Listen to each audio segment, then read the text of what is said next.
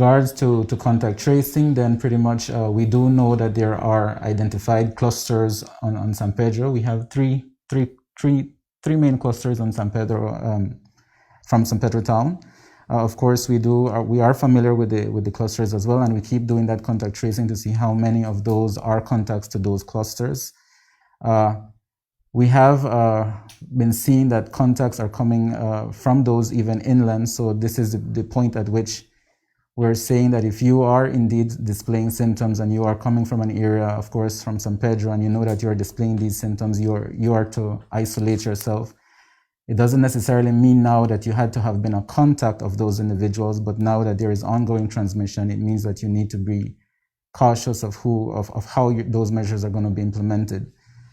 For now, we do recommend that you are to stay at home if you're displaying symptoms, and you are to call the 0800 MOH care number so that you can be guided as to how that process would be. Our system has set up passive surveillance, and passive surveillance just means that we look out for cases that are coming to our facility or that are reported to us.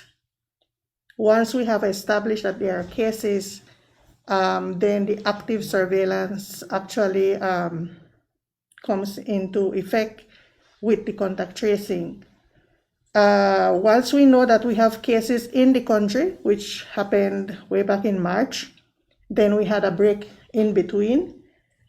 Going forward, at this point in time, we have already established community transmission in both San Pedro and Santa Marta. These two communities now have been are under lockdown, which means that that measure is to try to contain those cases within those communities.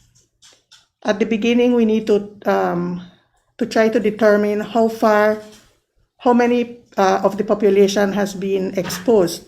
We know that our communities are small. We basically interact with each other, and as such, the precautions that we take is what really determines the level of exposure that we may have.